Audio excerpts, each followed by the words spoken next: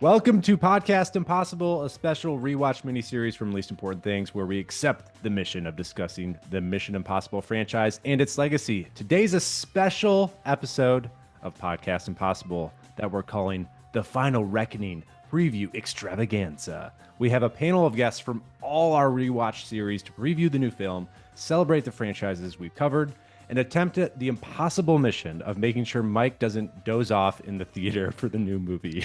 If you've ever listened to any of our rewatch episodes, where have you been? Subscribe to Least Important Things wherever you get your podcast or on YouTube to get all our rewatch episodes, essay episodes from yours truly, and more to come. You can follow me on Instagram at Luke H. Ferris, at Least Important Things on TikTok until it's not a thing anymore, and learn how to get involved at leastimportantthings.com. And you can also email this show at leastimportantthings@gmail.com.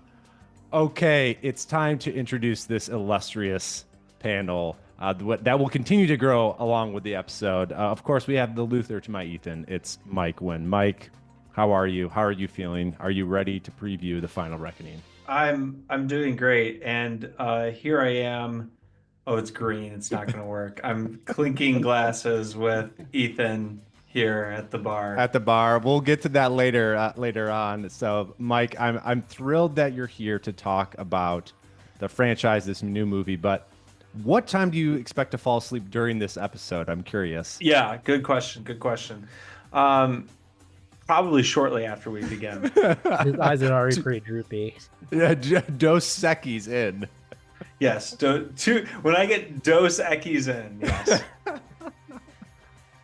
We have the patron saint of Jurassic Pod. He's joined us. He was on the Ghost Protocol episode, as well as many Jurassic Pod episodes talking Jurassic Park. It's the creator of Stuck on Sorna podcast. It's Daniel Steven. Daniel, welcome back to the pod. We're so glad to have you. I'm so happy to be here. You are you're our Tom Cruise expert. You're our man in the field. You're Tom Cruise philosopher. The big question for you is, do you think this is the last time Tom Cruise will portray Ethan Hunt on film? No, not at all. This will not be the last one. That was a firm no.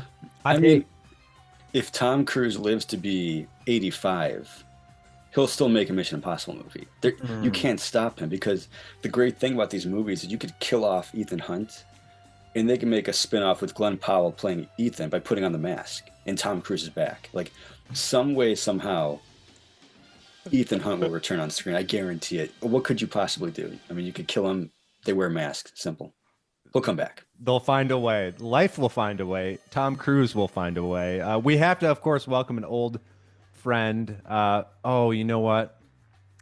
Guys, yeah, I'm sorry. My video is just not working. Luke, could you turn off? I just can't concentrate. Can you turn off the music really quick? Yeah, let me turn off the music really quick. I just can't think. I don't know. Hold on. Give me a second here. Having some issues. Just a couple. It's okay. Okay, technical. I think I can figure it out. Give me 1 sec. 1 second. 1 sec.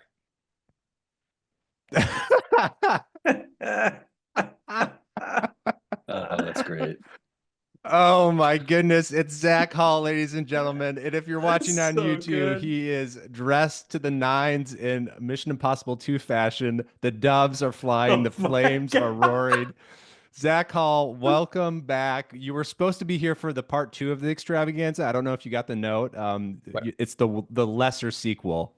So I think you came out a little too strong. You said to come between 7. You said everybody was going to be coming between 7 and 9:30.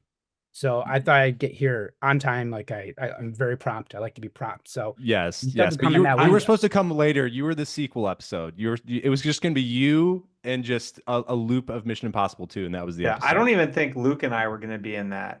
No, we weren't. No, It wasn't going to be that good. So, Yeah. but we're glad to have you. Yeah, I got on my motorcycle from work. I drove so fast here. I kicked so many people off of their bikes and even threw a couple grenades at things. I picked up these doves for you guys today. I could have actually watched any movie after Mission Impossible to prepare for this instead, but it's still an honor to be here. So thanks for having me. Thank you, Zach. I now realize all of the money that John Woo meant to give to Ambrose actually went to Zach Hall in preparing for tonight. Yes, he used all the funds. Yep. Exactly. That's all I'm coming with today, by the way. Dove facts and Dove a facts. little bit of John Woo. Gonna bring him in every now. You are our John Woo expert. Friends, we have a special guest, one of the earliest guests on all of our rewatch series. I think he was for the Lost World Jurassic Park. It's our friend Greg Jackson. Welcome to the show, my friend. I feel is so incredibly Hollywood, joining late and then leaving early. Let me state that it is the least Hollywood thing. It's like the least Hollywood thing possible is having a child and then like actually take And freezing on screen. That's the Yep, most there you Hollywood go. thing. That's the There best. we go. There we go. Greg Jackson, ladies and gentlemen, contributor to Least Important Things, a friend and longtime supporter. We'll get back to Greg once his internet works. That is definitely the most Hollywood things. And friends, this is a little taste of what's to come. This is going to be wild. This is going to be crazy, but it's going to be a ride. It's going to be very similar to like a John Woo film, I would say. We have a lot to get through. We'll have more guests. If Greg ever gets back, we'll ask him a few questions. But we're gonna get into the real contents of the. Oh, he's back. Okay, is he back? It's very Hollywood to freeze and then come back and say like, okay, guys, we need to scrap this project. We're not going to release it. It's exactly why I wear a Tiger's hat everywhere I go. Good grounding. Yes, it is. Greg, as our Hollywood correspondent, do you think this final Mission Impossible film is the end of big theater movies? Just a simple question. Wow. What a question. No, because my former employer has Avatar movies scheduled for the next 20 years. And is supposed to be releasing a Star Wars film sometime whenever. Whenever they get around to it. I've been hearing that for 5 years.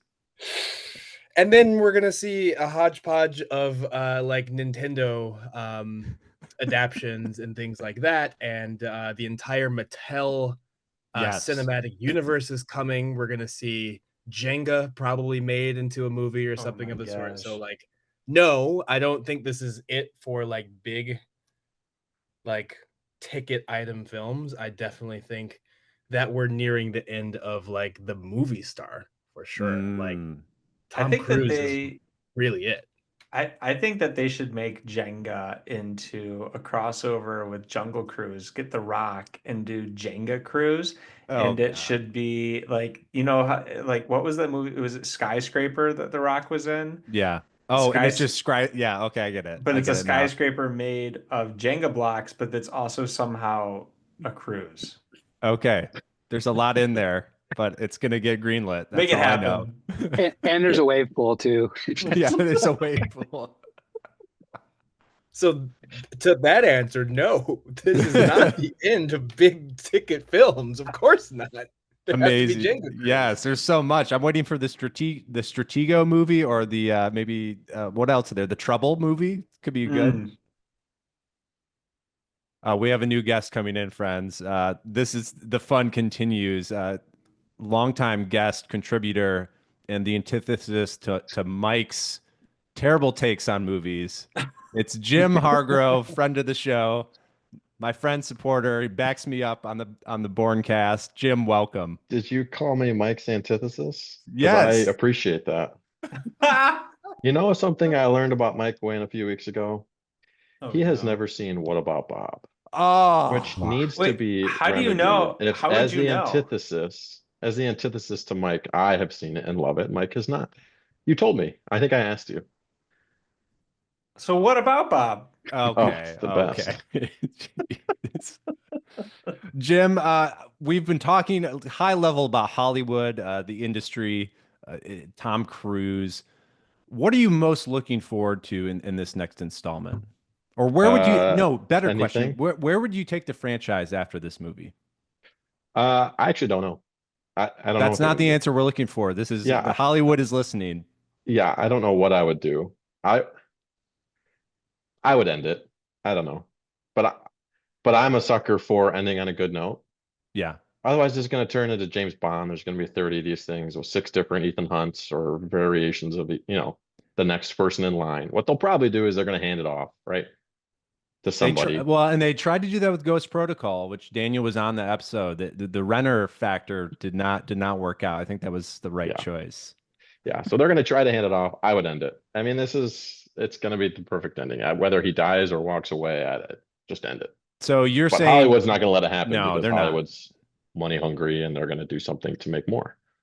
So you're saying the Barry Sanders approach versus the Brett Favre approach. Go off on top. You're about to win the Super Bowl, flying to the sunset. You know, but you could say that about Top Gun. They're going to make a Top Gun 3. So Hollywood will win. Money will win.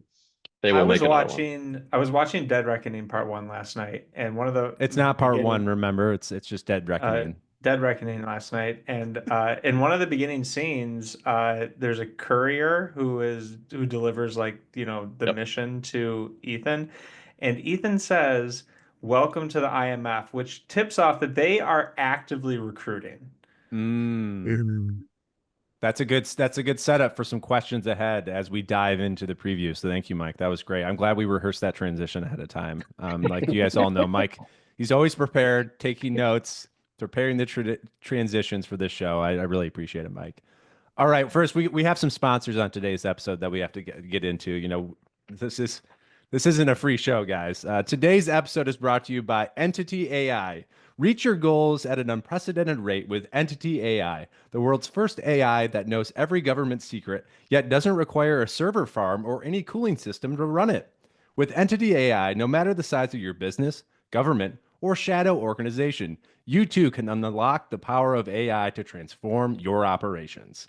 For a free trial, just dive to the bottom of the Bering Sea and find a Russian sub, then use the cruciform key to unlock the door. Entity AI. Headgear sold separately. And brought to you by Dos Equis Beer.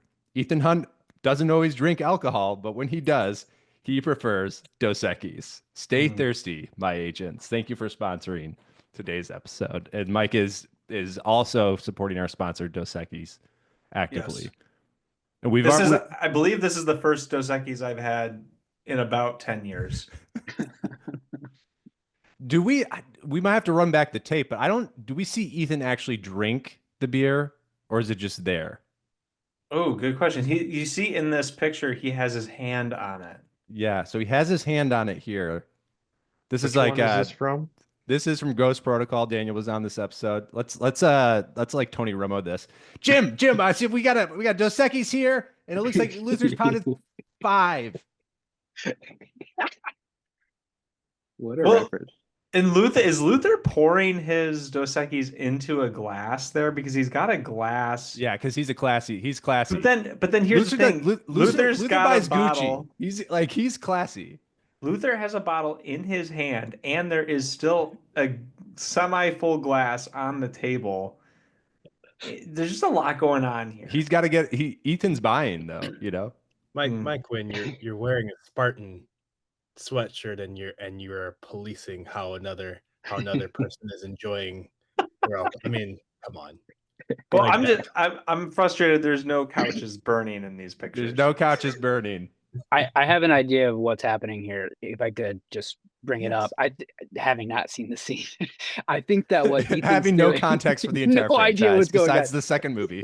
First and second, I did do a little bit good job. for our stuff. He's warming up the beer just to the right temperature for Luther, and then he's passing his beer to Luther to pour into the glass. Yes. I like that. Yeah, that's what it is. Or is it the other way around because Luther supports Ethan? Luther is caring for. Okay. That's why Ethan's only got one because Luther's doing the prep work. That's a good better. one. Symbolic. The layers of this movie are just boundless. All right, friends, so let's move on to mission briefing. I want to set up the movie that is coming out in theaters very shortly. So reportedly, there's a $400 million budget. That's $400 million. That's a lot of money. And by calculations, it would need to break even by earning $1 billion. So there's a lot of money at stake in this film. There was actually rumored to be a 3-hour cut test screened in multiple U.S. cities, which is interesting. So the potential of a director's cut could be out there. And then it is screening at the Cannes Film Festival, which is really exciting. We also got a new trailer. We saw a lot of the same stuff, but we also had some new things. We had some newcomers: Nick Offerman, Hannah Waddingham, and Tremel Tillman.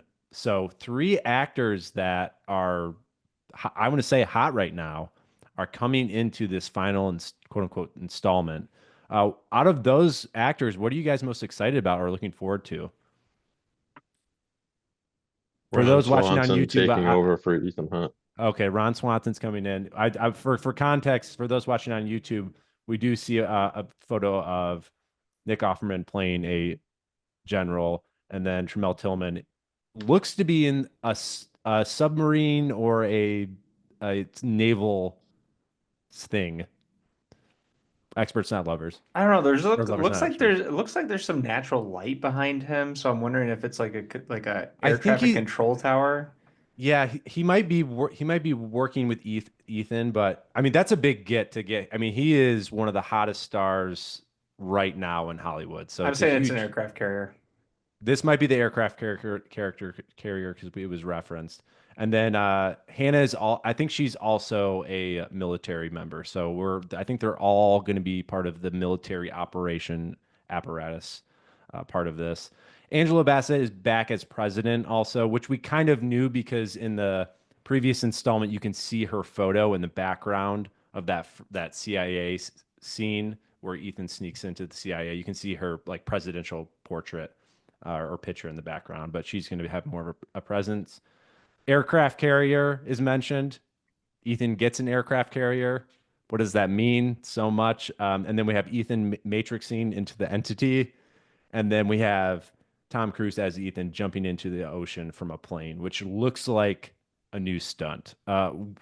First reactions, Daniel, I want to bring you in. What stood out in that trailer, the new trailer that we got? Yeah, I mean him jumping into the ocean. I think I just like that it feels real. His arms like flailing, like it's not pretty. It just feels kind of real. That caught my attention the most. I think seeing Nick Offerman, like I don't know if I don't think I knew that he was in the movie, so I was kind of surprised by that. Which I like Nick Offerman. Not necessarily like I would not like want him to be in a Mission Impossible movie. I don't know why. I don't like thinking, oh, there's Nick Offerman from Parks and Rec because I love that Yeah. show. Just like having that in the back of my mind. But the cast is pretty fantastic. I mean, I expect a lot from this movie. I didn't know there was a 3-hour cut that was test screened. I mean, Yeah, I believe that was that's from a wild, Deadline article that I saw. So yeah, there's a lot of potential for deleted scenes. man.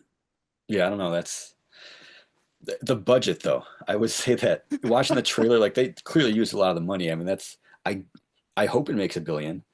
The last movie, I think it just, it's coming out a week or two before what Barbie and Oppenheimer was kind of a bad call, but I Yeah, know that I think they have all the IMAX screens like reserved for at least 2 or 3 weeks compared to like only 1 week on the last film. So it might come close to $1 billion.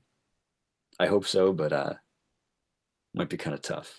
it will be tough. That is a good point. The last film, there was this big issue with not Tom Cruise, but this film getting the first film out of the two of these getting enough screens and IMAX and the amount of time that he was getting. So I think the good thing is there seems like this window is going to be pretty strong for this film. I don't think there's going to be a lot of competition. So this is it. They're going for it, and it's pretty exciting.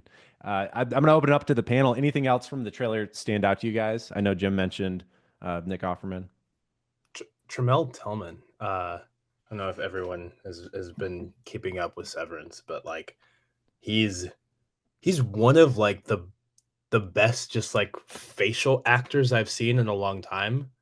Like and like that show is just very ripe for just not having a lot of dialogue and having to just be a really good actor with just like your emotions and like everything like that.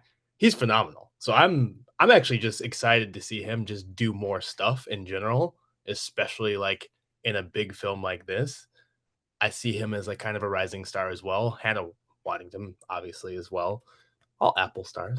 Apple paid Yes. a lot of good Yeah, money. they're the sourcing. It's like the farm team, Right, the Apple exactly. farm team. Yeah, it's Yeah. it's it's what we've seen this before in the franchise. When you step back, you see these up and coming stars that really get a chance to shine in small roles in these big budget movies. So I'm really excited to see him. I think it's whether they knew how big this second season of Severance was going to be as far as stardom goes and awareness, they probably didn't know, but they probably had an inkling that his talent was off the charts. So I'm excited for him to see him too, because it's a big get. Also, another, I think, point out has nothing to do with the last point I'm making at all, or anything with the cast. $400 million for a budget is massive. Yes, that is a massive budget. I mean, they did 571 on Dead Reckoning, total box office, and I think that was on like a $380 million budget, 300 maybe 320. 400 is a lot bigger. I mean, not a lot bigger, but it's bigger, and like, I don't know, theaters haven't really been overperforming this year. Yeah. So who knows? I mean, maybe Tom Cruise gets some more butts and seats and does another magical thing like he did with Top Gun, but I don't know. Leading after the first film, I would be a little skeptical of it. I would say that's a lot to I mean, to break even at $1 billion is huge in today's day and age. I think the only film that did $1 billion is what is it? I can't even Is it name The it. Force Awakens? Well, I think the Super Mario Bros. I think almost broke $1 billion. The animated film. Yeah, I mean there have been films, but just like in 2025, it's just rare, and it's only like, I think Wicked may have broke it last year. Like it's really rare to break it. So this is, I mean, hopefully Tom Cruise works some what do you call Scientology magic? Yeah, you know, I think that's exactly the term. In the least important things universe, this budget, I guess we need some context. You know, this budget is greater than what we saw for Pirates of the Caribbean on Stranger Tides. Yes. But it's not as big as Jurassic World Fallen Kingdom. That's good context. Thank you, Mike. But it's going to be. I'm glad you did some homework. It's been it's been interesting with the Paramount. The Paramount as a studio, Tom Cruise really has kept that studio alive, and as it's changing ownership, it's an interesting time to have this big of a film be tied to Paramount. When Paramount successfully, they're moving into more prestige TV, and there could be a different strategy. Like, this might be the end of traditional Paramount filmmaking that we've known for the last 20, 40 years. So interesting stuff. Thank you, gentlemen. We're going to dive into some more predictions. We had some questions from listeners that we wanted to touch base. So again, this is a least important things, a universe type of episode. So you're going to get high level stuff and then very specific stuff. I wanted to ask, just general, what are some predictions, expectations that you guys have? Jim, let's start with you. What are some overall predictions that you have? Benji's, it's going to be great. I wish it was 3 hours plus. I'll start with that. It's going to be great. Benji's going to die. Which leads to my first question that I do have a question is, who's going to die in this film? Yeah, Benji's going to die. Jury's still out for me on whether Ethan's going to die. It's going to be like if it's going to happen, it's going to be like Top Gun Maverick, where you see him get blown out of the sky. You think he's dead and he's not dead. So he will die, right? But he won't actually die. That's going to be Ethan, and he'll retire at the end of this rather than die, and he'd be replaced. That's my guess. But yeah, Benji's going down, unfortunately. He's going down. Daniel, I don't know you? if there'll be anyone else. Like Luther, I think will be fine. But yeah, Luther, they're teasing that he's sick, that he's something with him researching the entity, that he has maybe some sort of cancer or some sort of radiation poisoning. So it should be interesting. Should be interesting. Daniel, what about you? Any death predictions or overall predictions that you're looking forward to? Yeah, I mean, I agree. He's gone. He's for sure gonna die. He's toast. Right, he's hard on the wall. hard against Benji. Wow. Yeah, he's not in the trailer enough. I just feel it. I feel like they're making you think Luther is going to die from the trailer. Yeah. So it means he'll probably be fine. But again, you know, you can kill off Ethan, which I expect they will, but he'll come back in the sequel. Yeah. Like, there's some mission where they need Ethan his face. So, you know, some other actor puts his face on. Kind of like a face-off situation, kind of a goofy actor kind of thing. Always got to act like Tom Cruise. They'll think of something, but I do expect. I think Ethan will die. I don't see his character retiring. I just can't imagine his character just being done with things. I think Ilsa, I think she's definitely alive. Ooh, that Wow. is a good hot take. I would love that. Because I think it's very they didn't show like they cut from her like on the bridge dead supposedly, right? And then Ethan is on a roof like mourning or like looking out at them. And it's like if you had to trick the entity to think that Ilsa was dead, I just won't be surprised if she's alive. I don't know if I'll like it, but if I don't see a character get their head chopped off or like a helicopter land on them, there's a chance they're coming back. And so I expect that, but Yeah, I beyond think that, I'm with you when you say yeah, you wouldn't like if she was alive. I don't think I love her character. I think I'd be kind of annoyed if she was alive too. I just didn't like her death. I don't think it Yeah. was like clear enough, and I'm like, she's No, especially for that great of character. Yeah. Becky Ferguson is a very busy actress right now, so I always assumed they kind of killed her off because like she's like I'll give you 5 days, and Right. I don't know if she's going to be available because I think her schedule is very packed with Dune and other stuff. Zach, when Daniel said face off, that was a key word for you. You started to be very giddy. I want to bring an important prediction for you specifically with your expertise in Mission Impossible 2. How many gigabytes will be used in this next film? If you don't know the context of this conversation, it started with Mission Impossible 2. If you're watching on YouTube, I have screenshots of the 32 gigabyte memory card, we believe. Megabyte. It was 32 megabytes. Yeah, it was megabyte. That was used by our villains. That really was the focal point of the entire film, and we were trying to track how much just information storage capacity with that came along in this movies, and it really shows you the course of time. But what are your expectations for the storage capacity of the entity and where we're at? I love that you saved this question for me, Luke. Thank you so much. I think what we're actually going to see is finally a jump into the gigabytes. Yes. Despite the chip shortage that we had, Yes. the supply chain is stronger now, and we are ready to bring gigabytes to Mission Impossible. Yeah. How they will be delivered is, I think, the way that we should have this debate right now. I don't think it's going to be boat. I don't think it's going to be aircraft nor freight. I think it's going to be Dove. Yeah. Zach, I'm actually willing to go steps further than you. Not only are gigabytes being introduced, terabytes are being introduced, and they're going to be delivered via server data centers. Okay, because I mean, if we're talking AI, we have to at least jump up into terabytes. You're right. Yes, just at least it might be the big unveiling. I don't really know what's happening in this next movie. Huge data farm in Ireland, like stealing water. I could see them using doves though, and like the air that they generate with their wings to cool the data center because of the heat generated from the computers. I've been looking up fun facts about doves in preparation for this rather than watching the movies. And fun fact, doves have a magical property with their wing flaps that does cool things down about half a Celsius.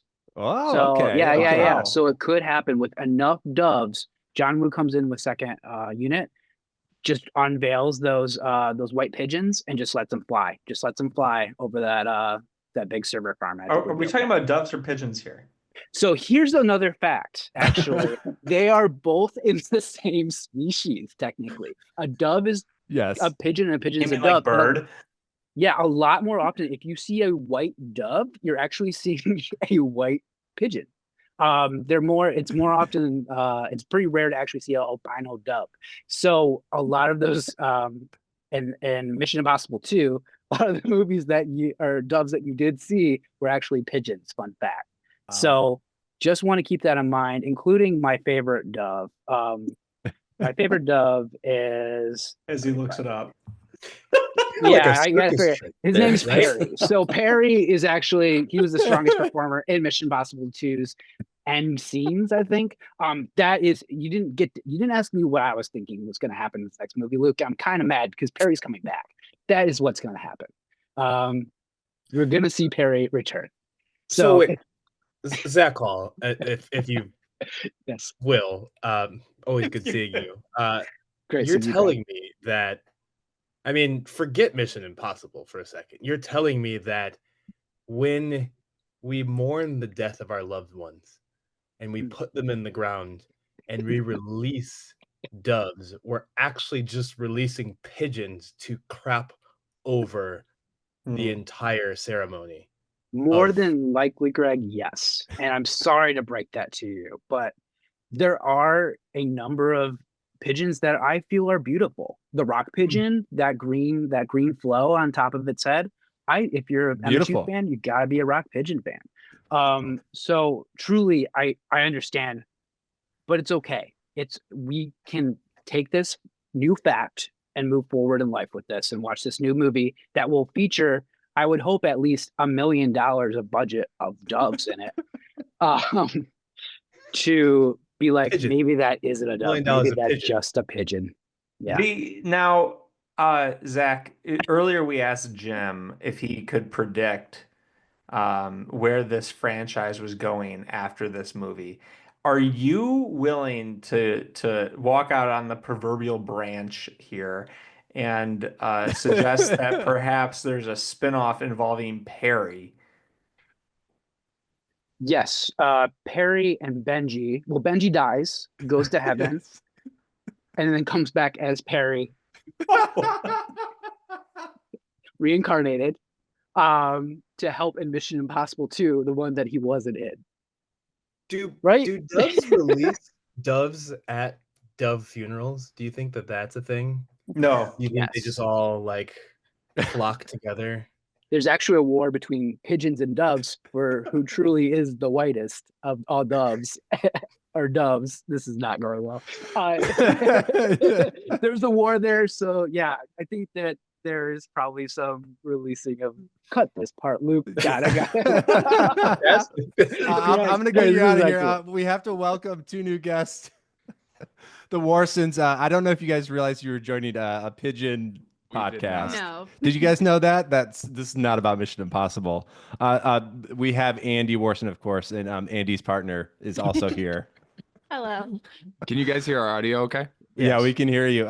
So Andy's partner, where did this bit start? Mike, do you remember when this started? So I recall. Do the rest of the people on the call understand the bit or like have heard the bit? Michael's just about to explain it. Yes, he's about to explain it. Thanks for teeing it up for us, Andy. Appreciate it. Okay. So shortly, we were recording a podcast, and Andy and Bri had just had their offspring. You're already scared. Their offspring, and I did not want to say the name of their child on which the is podcast. very respectful. That's like Yeah. you know, some parents are more protective. Like, yeah, I get it. It's So what I did was overcorrect and refuse to say Bri's name.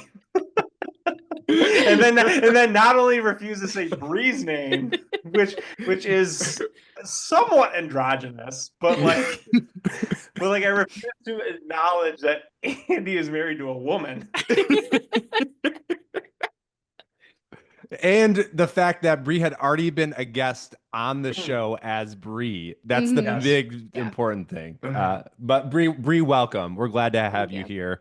We've been talking about really important stuff, of course. Clearly. Well, we have a segment coming up that's going to feature you both, but we're just kind of wrapping up our overall predictions as we explore this new installment. I'm curious for you guys, because you have seen the previous installment, because we saw it together in the theaters. You can listen to that episode if you want to. Do you guys have a prediction of who or what is controlling the entity? No. Is it Shannon because she just joined? Is it Shannon? It might be Shannon Wynn because Shannon Wynn just joined. And I'm so embarrassed. It's ironically joined during the entity conversation. Yeah. And it doesn't even have my name. It has my company name. I don't. Which is the CIA. So I'm like, what is happening? But hey, everybody. Hey, Shannon, do you know who is controlling the entity? Shannon, that's business development at its finest here. Shout out to Twist Think. No, I don't know who's controlling the entity. I feel like I don't follow the plot in the last one as much. I get confused. So I'm like, what is the entity? What is real? I don't know. So I think Shannon's controlling the entity. That was a very good non-answer. That was very good.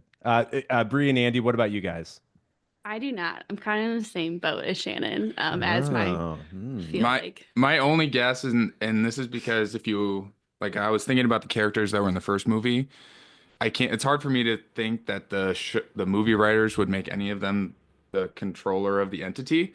So I go to who are going to be the new characters that are coming in, and so that's where I'm like, oh, is Hannah Whittington Oh, like yes.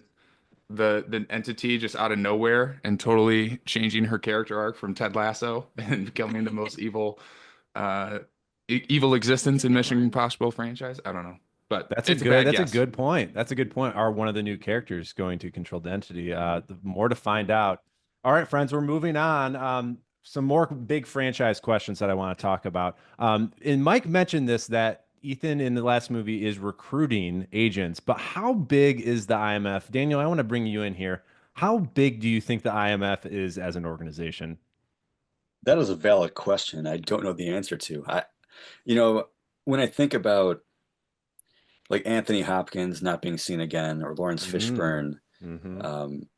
yeah, how big is it? Is Ethan? Because in Rogue Nation, in the beginning of the film, Ethan walks into the record shop, and the girl behind the counter is like, "Is it really you?" You know, these stories, and I'm curious if they're gonna go deeper into, is Ethan like this? Is he this James Bond character? Does everyone like know who he is beyond like these stories? Because we don't like a sense like how big it is besides Mission Impossible 3 where they're like at their headquarters Yeah. and you see like him running around the halls, but since then I don't think we've gone back to. Well, then, in Ghost Protocol, we learn that there's only about four of them left. Because when they're on the train, um, Ethan says something, and this is all from memory. I can't remember exactly verbatim what he says, but he basically says, "This is the IMF. Is everyone on this train?" Right. And then in Rogue Nation they shut down the IMF Very Yeah. quickly, briefly. very quickly. Yeah. Yeah. I mean, but it's like, it wasn't like a big, I don't think it was a big task. I'm just curious because I feel like it's pretty much Ethan is the IMF is my theory is, or that's what it's become at least. That's how they implied in the trailer and in Dead Reckoning, where they kind of talk about like he's the one guy you call if he accepts it. Where it's like, if this was a big IMF at this point, you wouldn't be talking about Ethan. You'd be talking about like 200 other qualified agents. But it's kind of like he is the one they're referring to. So No, they got to have support staff, guys. Come on, Yeah. got to have support staff. There's an whole army of IMF agents, support staff. Just They spread. gotta There's a lot of stock these- spreadsheets. They're trying they to gotta make the numbers stock work these with all safe the houses, budget who's buying items. the properties, Wait, who's that's such a managing good the point. properties. And then In in the the first one, I know there's like 5 or 6 other agents in the restaurant when he Yeah, survives yeah, everything, and that's then he true. blows up the fish tank. There's like 5 or 6 watching him, Well, and in that whole Benji, scene at like the ball and everything. So Benji started IMF. He was like a lab rat, right? So there was like a whole Yeah. organization, like that he was in the basement and like, I right? think that there's reason to suggest in the most recent movie that the IMF is actually a pretty sophisticated and relatively large organization because when they're on the run in Rome, he needs to ditch the BMW that they're driving and pulls out a phone with like an integrated application on it. And there's options. He can find a safe house, he can find a safe car, or he can find, I don't know, there was another option on there. And he chooses safe car. And then it like immediately routes him to, and Shannon, as somebody who understands like cloud-based like web services, can you help us understand like what kind of infrastructure would need to be in place to support an app of that quality? Well, thank you for asking. I'm not going to claim to be a total expert in actually creating it myself, but it's going to take substantial effort to like create the system. Like just to create an app takes a lot of work. To have it be connected all across the world takes substantial effort and complexity. But then even just to have like the infrastructure to like have the fleet of vehicles or houses that would actually connect to it, like that feels like the even greater ecosystem that you're going to need to have. So there's certainly some complexity that you're pointing to there, Mike. Yeah, and bringing Zach back into this, Shannon, how much data do you think would be needed to support something like this? Like, are we talking gigabytes, terabytes? At what level of data? Are you asking me? Yeah, well, yeah, and then, like, this is what the people came for, Shannon. This is what they came for. This is what they came for. So, I mean, it's going to be a lot of data, right? So, I don't know if I'm speaking on scale exactly, but as we're growing in complexity, AI, everything, it's just more and more and more data. It's getting out of control, right? So, it's certainly going to be on the larger side of that. So like 5 gigabytes then, not Right. Gigabytes for sure. Yeah, okay. definitely. The world can't take.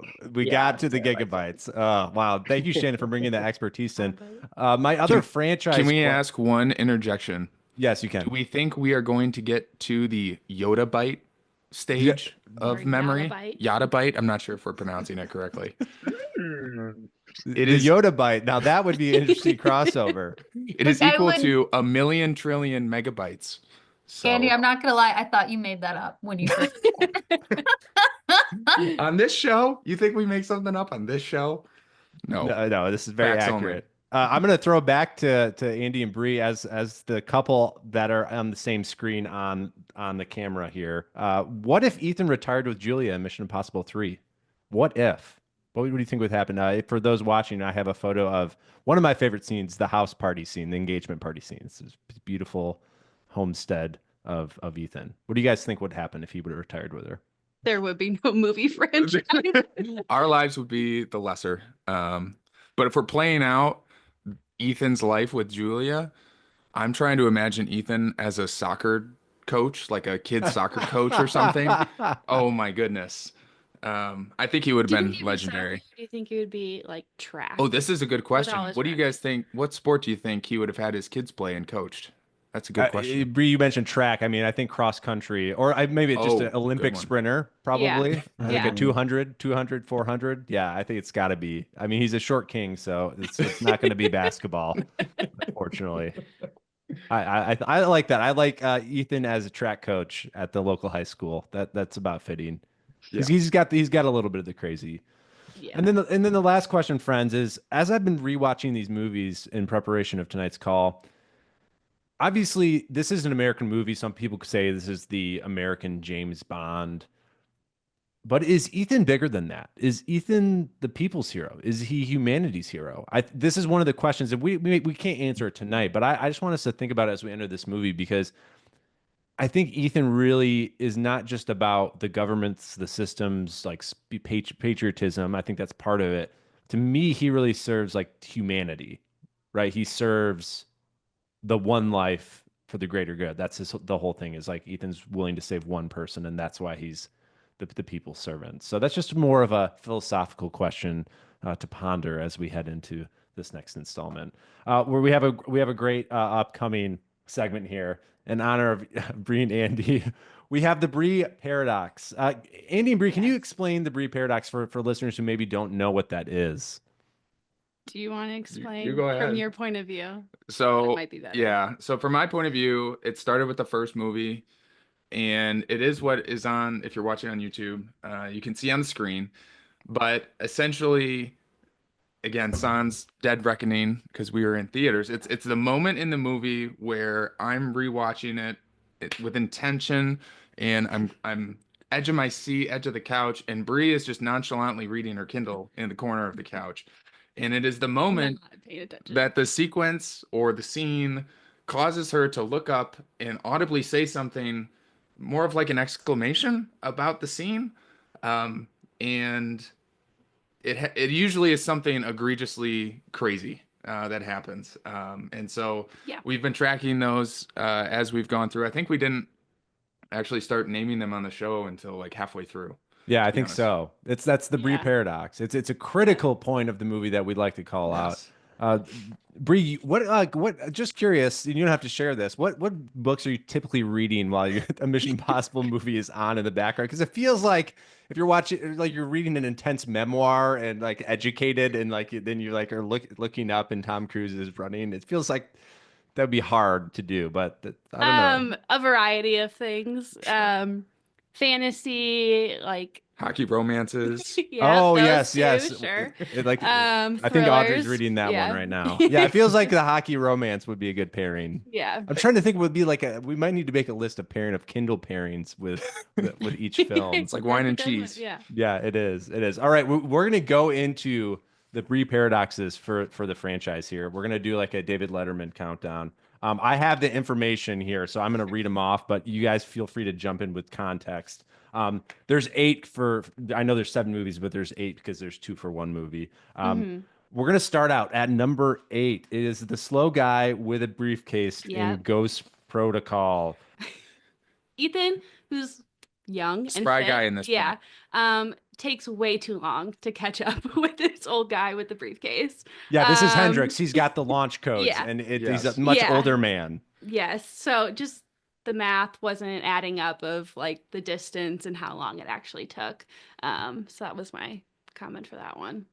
All right, number 7, hair tie in The Dead hair Reckoning. tie. Yes, That was a pretty good one. This is where I think Grace pulls her hair back right before the action Which starts. I don't think I recall ever seeing a woman in an action scene like taking time to take the hair tie off her wrist and pull her hair back. So that was one that really stuck out to me as well. Very for the I don't know, Shannon, if you've ever seen a woman do that, but for the Jurassic I Pod don't fans. think so. No, but Jurassic Pod, I was gonna say, knows my Yeah. thoughts on unrealistic hair in Yes. moments for women. Check in out the movies. Jurassic So, World episode. I'm fully aligned with you there. Brittany. Yeah. All right, number 6. It is the nightclub fight in Fallout. I mean, this is a special one. I mean, please explain. It's one of the best scenes in the entire franchise. yes, they're fighting the White Widow. He's protecting her. He stabs a few people. Ethan is he. And everyone around is like, oh, that's weird. That's a little crazy, but I'm going to stay like in this party, drink my drinks. Yeah. But that happens Fundraiser. quite a bit all across. Then one gunshot goes off and everyone then decides to run out and Yeah, sprint so they're away. okay with people dying and getting Yeah, getting stabbed, stabbed, and getting but- thrown around this room. Yeah. But as soon as the gunshot goes off, that's when Then we they have go, to well, leave. I think they That's thought when it we was have to part of leave. performance theater as part of the fundraiser. It seemed like that was because again, this is like a it's a rave disguised as a Yeah. fundraiser, disguised as a way Yeah. to be a smuggler, essentially, Mhm. black market smuggler. So I think They're all cool with knives. yeah, just the knives the are guns come cool, out. but the guns come out. We don't like Mhm. it. Okay, the helicopter tunnel in Mission the first Impossible, one. of course. Yeah. This is a very iconic scene. Yeah. What's wrong with this? It's absolutely ridiculous through and through. This was a practical stunt. Yes, it was. This was the first one. This was the first Bri Paradox. She just audibly said, "This is insane. That is impossible." Well, the width of the tunnel seemed to adjust to whatever they felt like could fit Yes. in it at the time. So like another train could come through, but then like the next shot, the helicopter took up the whole tunnel. Didn't make any sense. So when it blew up, they all should have been dead. So that was my one for that. It is interesting because that's probably one of the most absurd moments of the entire franchise, because as we get later on in the installments, Tom Cruise is doing the stunts like so practically that Mhm. I mean it's You just mean interesting. after the second movie, right? Like No, after no, we no, get no, done no, with the no, second- no, no. We will get to that. We will get to that. Okay, number 4. This is playing pinball in Rogue Nation. Yeah. He drops into It's the one of the opening scenes when it's the stunt when he's climbing, holding on to the airplane, and finally Benji, I think, opens the door, yeah. right? And then he goes through that door like a freaking pinball. And if that was a bad guy in the movie, anyone else, he would have been dead. They would have been dead. So the fact that he survived that was also another ridiculous. I do have to say, you were in for Rogue Nation because that is like 5 minutes into the movie. So you were like, I mean, I think I could just feel that something really cheesy and ridiculous was gonna come up. All right, number 3, the weak-wristed henchman in Dead Yes, Reckoning. this is the one. This is the second this is the Dead Reckoning one. The second Yes. So yeah, the guy who they hired to choose to shoot who Ethan was gonna kill.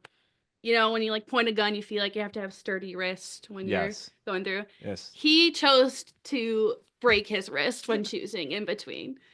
And it maybe it was like 10 seconds because he did it twice, 2 shots where he was kind of in the back and you could see it, and then he comes around and does it again.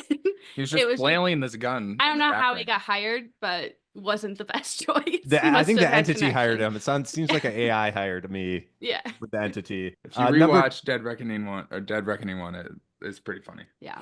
Number 2, Chef Boyardee in Mission Impossible 3. So could you? This is a good call out. This is like the eagle-eyed.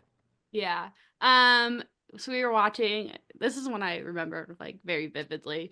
We were watching. They were chasing the rabbit.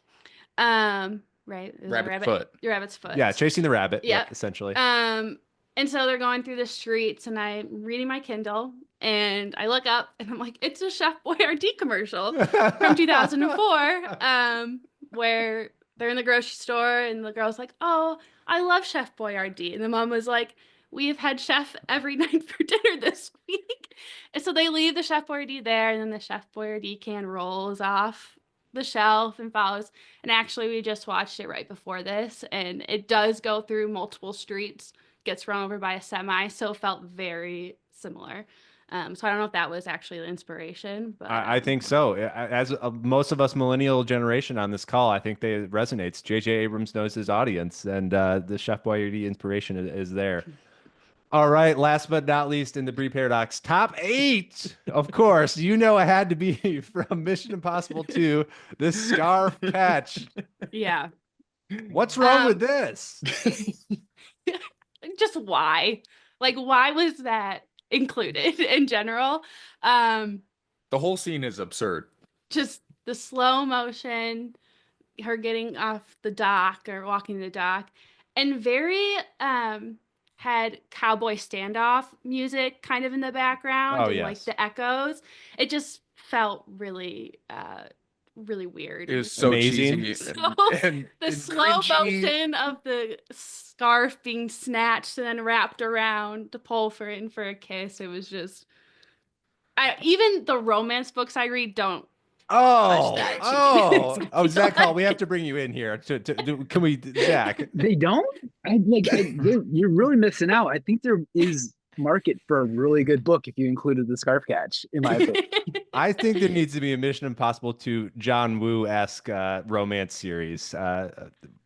We need the whole background. We need some fan fiction. The word spacing's longer for the slow motion. Yes. I have a Mike paradox to add. Oh, okay. Okay. It's just one. So Shannon and I just returned from Italy. Yes. Oh, you were doing reconnaissance about Venice. This was mine. I said this, I feel like, but go ahead. Okay, this is a Shannon paradox. This is the Shannon paradox that Mike stole. I definitely don't agree with Shannon that this is the case, but it doesn't matter. We both agreed to this. Sure. So in Venice, Ethan and Ilsa both say to each other, this is their first time in Venice. Correct. And if you have not been to Venice, it's near impossible to put you like if you've never been to Venice, like you could put you anywhere in the city, and it's next to impossible to figure out where you are. So the idea that Ethan is running around the city and has any clue at all on what to do is just totally unreasonable. Like there's just no possible way. Like I really think it would have been funny if if like when he arrives to the bridge that Ilsa's actually at, is if he actually arrived at a bridge that's like 2 bridges down. Like, that would have been better. I'm surprised they didn't. I actually thought that's what was going to happen, that he was going to be on the wrong bridge. I thought maybe that was a possibility. It feels like that could have been a comedic Mission Impossible action scene. But I also think, I don't know what you guys felt like. I understand where like he wouldn't know where he was going, but I think they deliberately shot it that way with him running in the small Venice streets for the dramatic effect. I don't know if you felt that way when you guys were running together through Venice. Did you feel like you were Ethan? Yeah, it was He actually did run a less. lot. Yeah, Yeah. he ran a lot. So Venice is just overwhelmed with tourists. I mean, it's just absolutely ridiculous. So it was quite it was more unbelievable that Ethan knew where he was going than it was to believe that there weren't anybody else Walking Single around. soul Yeah. outside. That makes sense. Yeah, and I would agree with Mike about like the map, but it's like I just thought it was funny because like they were directing him, which felt super realistic, like trying to like go left, go right, like it was getting at that. But then at the end, they're like, oh, like he says to Elsa or whatever, like she's on this bridge, and somehow the He two of them knew. know where There's that bridge 400 bridges in There's Venice. so many bridges. How would you know unless it's the Rialto? Like you don't know where that is. You're not finding it. So Guys, that's this is just the my support staff telling This him is the support support staff. staff. He did his training. He got his brochure Yeah, when he he got did. on He the studied it. plane, his booklet of information. That's did actually see all Jim. this You're studying. so right. Maps, routes. Him and Elsa The Ilsa logistics of literally- this team need a support staff, guys. Yes. They said that this is their first time in Venice, and when and Ethan knew that he wanted to see that bridge, so he kind of knew what bridge to look for. This is his first time in Venice, but he had a smile on his face at the same time. So Yes. he kind of he had done some research. You're right, Jen. That's so good. right. You know what? Thank you, Wins, for going on that trip just to get to the bottom of that scene, and make sure to write off all your expenses to least important things. All right, we're moving into some fun categories where we're gonna mix up all of our franchises, all of our panel. Greg Jackson had to leave, by the way, to take care of his child. So thank you, Greg, for being on the show. One of our original guests in all of our franchises, and a great friend of the show. We're gonna do some fun categories. So the first one, incorporating all of our franchises that we've covered, is choose a road trip partner. Choose a road trip partner. For those not watching on YouTube, I'll read off the list. We have Dennis Nedry. We have Jack Sparrow. We have Stamp and Ambrose from Mission Impossible 2. You have to get them both. We have Owen and Claire from Jurassic World. We have Solomon Kane in a straitjacket. We have the Dream Raptor from JP3. We have Brant and Aaron Cross. We have Dr. Shearing explaining the science of the Bourne Legacy and why she can't conference. And then we have the entire crew of the Flying Dutchman. So you have to choose one of these to go on a road trip like across America. It definitely has to be multiple days, multiple hours in the car. Okay, I'm gonna. There's only one answer, Luke. Okay, I was gonna start with Jim. Tell me. Yes, Jim. And I gotta run after this. This is there's only one answer. It's Dennis Nedry. If you're going on a road trip, that man knows how to eat, guys. Yes. Right? He's gonna have the snacks. He's gonna know where to stop. He's gonna plan his food stops. Yeah. He's got it on lock. Everyone else, like, no, boring. Dennis Nedry is your boy with the snacks. Thank you, Jim, and thanks for being If on the nothing show. else, for entertainment, he's got the food on lock. Yes. He will let you know where Dobson is. That's for sure. That's true. Daniel, you're up next. Who are you taking on your road trip? Well, I should say the Dream Raptor from JP3, but I won't. I gotta go with. Ooh. I feel like there's some hate towards Mission Impossible 2. I can feel from some of the people here. So I gotta go with, I think it's Hugh Stamp and Sean Ambrose. I love Mission Impossible 2. I love having a clear villain. Yes. I love Ethan Hunt having an actual Zach an is equal losing to his fight. mind. Because look at this. In the first movie, the villain is an old guy. Okay. The Yes, third movie, great villain, but Philip Seymour Hoffman is a little bit out of shape compared to Ethan Hunt. Too right? good of a villain. Perfect. Oh, right. yeah, Yeah. Ghost Protocol, another old guy. Rogue Nation. I don't know what was going on. I mean, Solomon Kane. Solomon. Yeah. He was like a very weak, kind of quiet character. And it's not until you get into Fallout where you have like an actual, like another equal villain. So Sean Ambrose in the second one, I'm all about him. I feel bad for the guy. He doesn't get enough love. He's definitely still alive. I don't think he's dead. And if he came back, if he was referenced in any way, I mean, I'm going to be clapping in the theater. So I'm going with Stamp and Ambrose, 2-for-1 special. Wow, I love it. Another part of that is there is like the tension, Daniel, when you're on this road trip. There's a lot of tension between Stamp and Ambrose. We don't know if it's romantic. We don't know if it's more like career. I'm just worried that Stamp is going to be jealous of any attention that Ambrose gives you. Maybe you like pick the music. Maybe you guys talk about JP3 and Stamp gets jealous. So just watch out for there. There's a little bit of jealousy.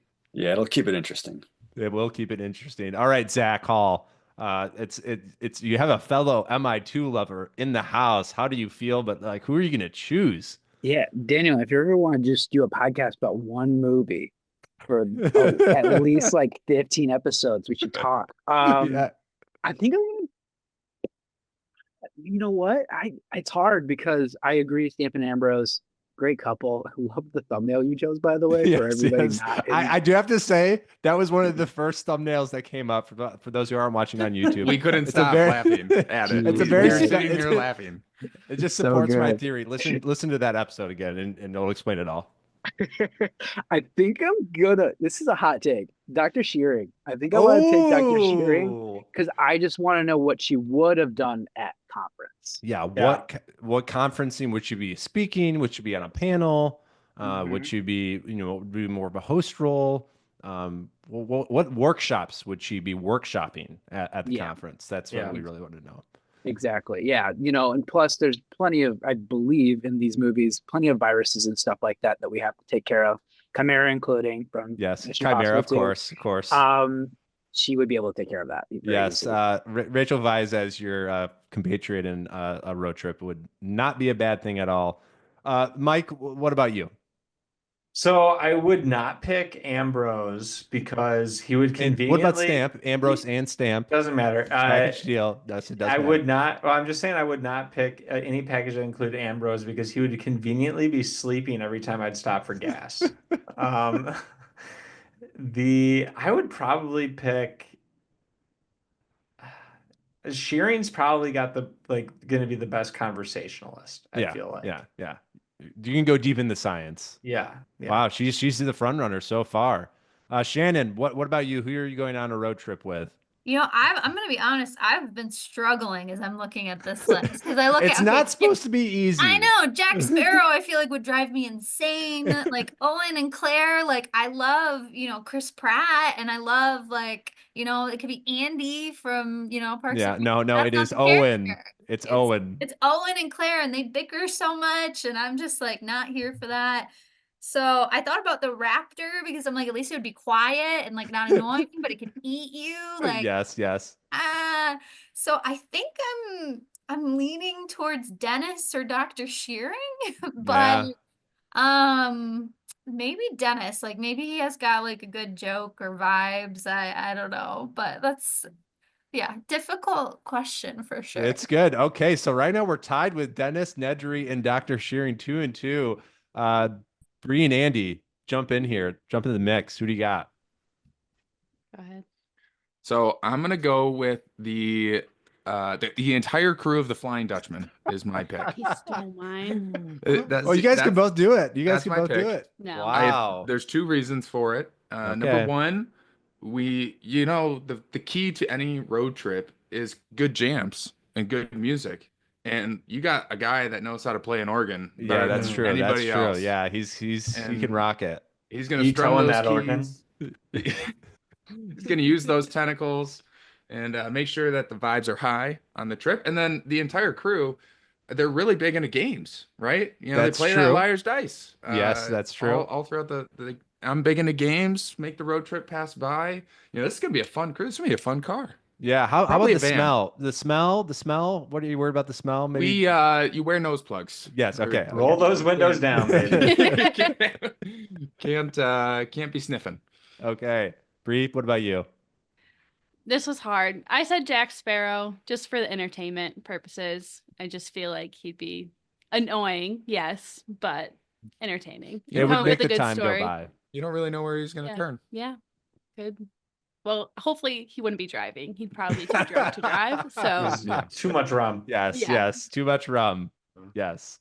I'm going to go with Solomon Kane in a straitjacket. I think that's a great partner. He's just not going to move. He's going to say ominous things very quietly.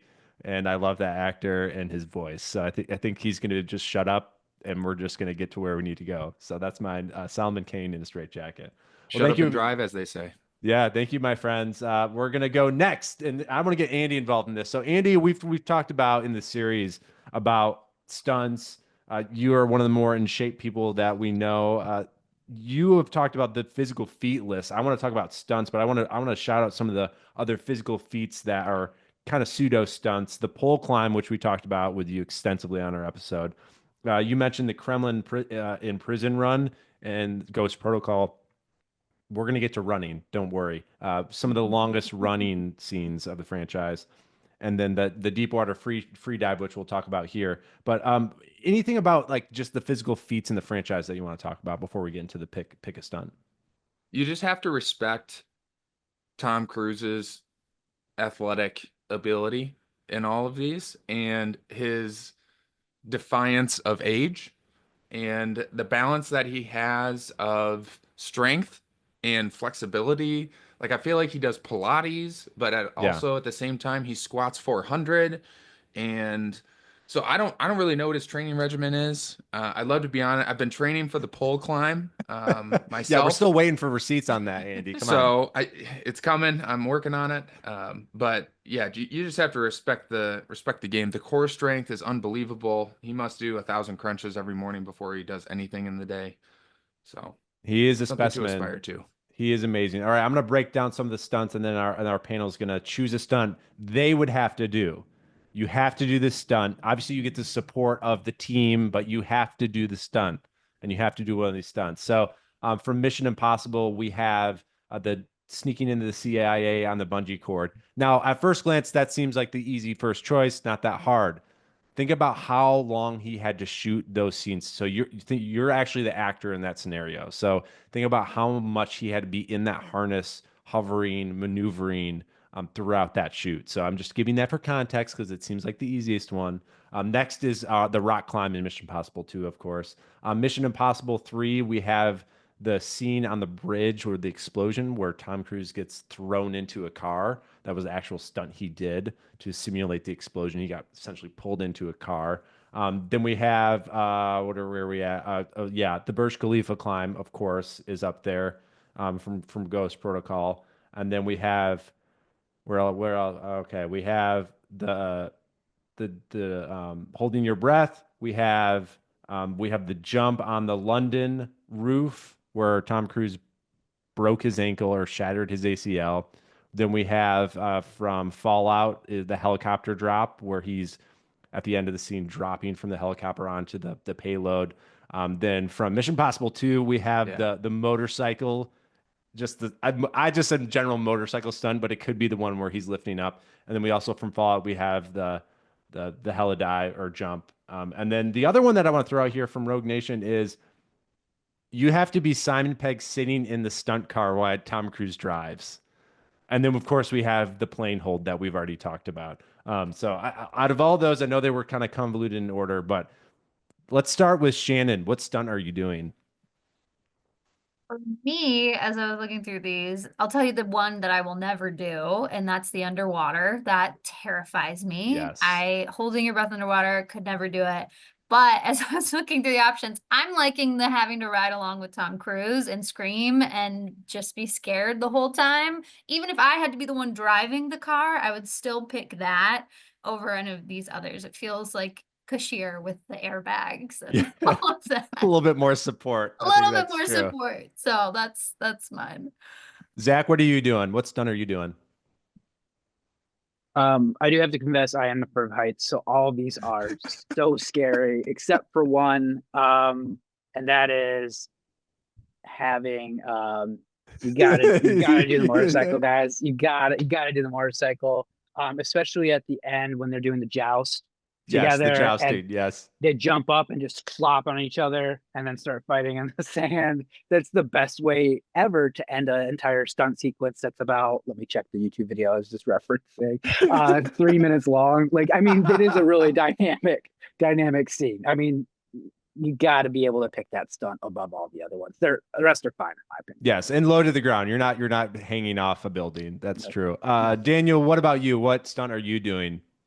Well, I hate to copy Zach, but the truth is, yeah, all of I love this Mission Impossible bromance that started here.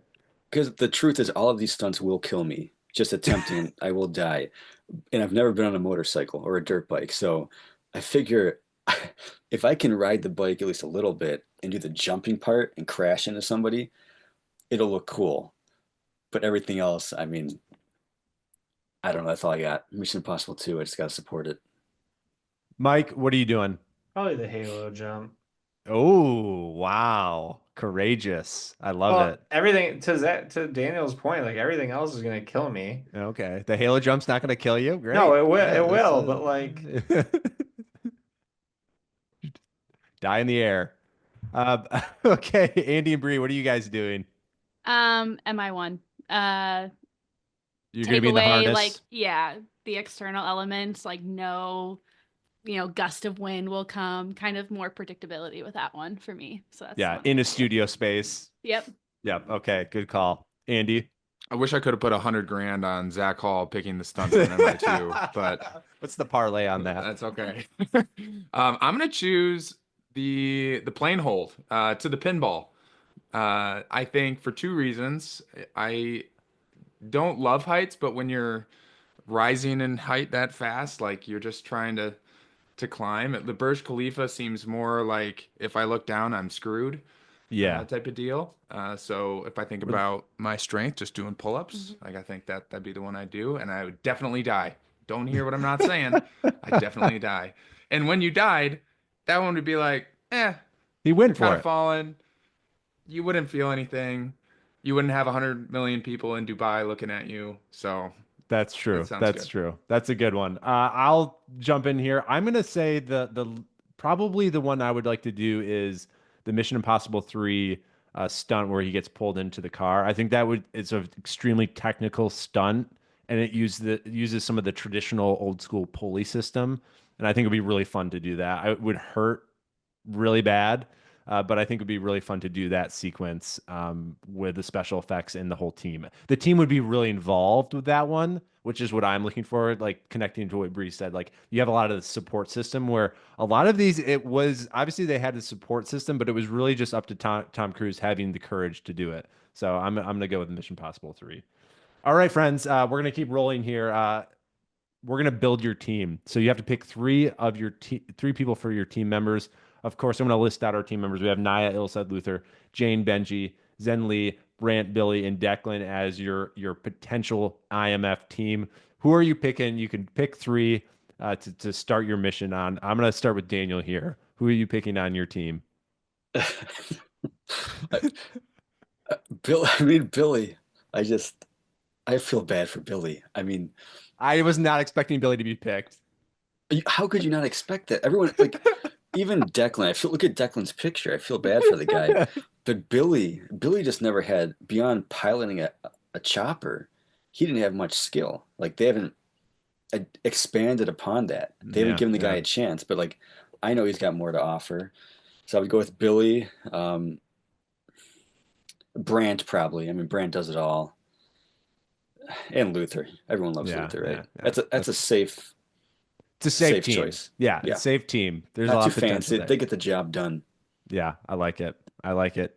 Mike, who's your team? Well, I kind of want to pick Billy, but not this Billy. Wow, I want to pick Billy Brennan from Jurassic Park 3. No, that's not allowed. We're not doing that's another one. We'll do an episode where we have to pick a team from all of our franchises, but I do like that call out. Okay, all right. A lot of potential there too. Luke, I feel like this is a waste of time. It's Luther, Benji, and Ilsa. Ooh, Dream team. But unless you're Zach Hall, in which case we'll figure out. Zach, who's your team? I think I gotta wait till I hear everybody else's opinion. Okay. Shannon, who's your team? All I know is that I want Benji. He's my favorite. Just so Benji. Can I have 3 Benjis? Yes, you can. Yep. That is allowed. So you could have in the field Benji, and you could have 2 IT Benjis. Yeah, he's at the computer. I love Benji. He's 3 Benjis. I love that. Bri and Andy, what about you guys? If I could do what Shannon did, I would pick 3 Luthers. Ooh, I love Luther. Yes. But I'm with Mike on the Benji, Luther, and Ilsa. just Yeah. like the old reliables always been there and always come through. So Arguably the best team. Arguably. Andy, what about you? I would pick Zen Lee first overall because she's got the coolest name. Yes. And so that takes the cake for me. And the car. then- She's got a great car too. She probably has, she has a really good car. And then I'm picking Declan because, honest to goodness, I don't remember what he's from and what role he plays in this franchise. He works with Well, Zen Lee. anybody else? That's a good pairing. They work well together. Oh, great. Perfect. Perfect. And then you got to throw Lutheran because you always need a guy in your bunker Okay. pulling for you. So the right I like side. it. The Yes, right side. the right side of the grid for those watching on YouTube. Zach, we you waited. We gave you time. Thank The you. clock is ticking. You're on the board.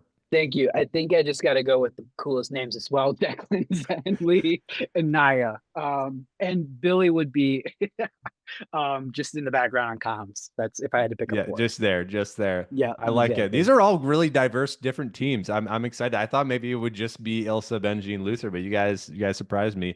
I would Yeah, actually. Go ahead. Go ahead, Zach. Oh, I was just picturing who's best in slow motion. That's all. Yeah. Oh, okay. Yes. It seems In your like who's mission, best. slow motion is really important. Yes, I'm it's possible. I'm gonna go. I think here's the thing about Luther and Benji. I think they cancel each other out. You don't need both of them. So I'm gonna go with Luther. Ethan disagrees. I know Luther. I'm the team. I'm the team leader. Luther, Ilsa, and Jane. I think Jane is a highly underrated agent. She can do a little bit of everything. I like having the female power out in the field. So Ilsa and Jane and Luther are my team.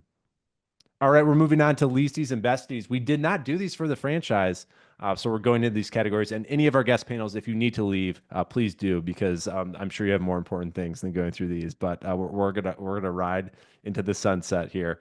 Starting with the Leasties, it's our favorite category from the Born cast. It is least competent government employee. Now, there's a lot of employees associated with the government, so it's kind of confusing. So I'll run through them. We have the original IMF team. We have William Donlow, who is the guy from Mission Impossible 1, who's the research person that has an upset stomach. Kittredge, of course, everyone's favorite ominous government employee. Lindsay Ferris, which I know that's a little controversial, but not great in Mission Impossible 3 if you really break it down.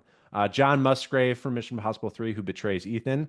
And this is in Ghost Protocol. Anatoly Sidorov. Now you would say, well, he's a government employee. He's a government employee of Russia, and he does a terrible job finding Ethan. We have Brandt. That might be controversial, but technically, when he's framed initially as a government employee to us as an analyst, and I don't think he's the best analyst, so I'm throwing it out there, but we can argue about it. We have Adelaide, who is working for the UK government, who betrays Ilsa. We have Erica Sloan, and I'm throwing this out here because in Fallout, her right-hand person she puts in the field essentially is the bad guy of the movie. So I think and somehow she becomes president. And then we have Briggs from Ghost Protocol, just kind of like your generic guy who's trying to find another guy.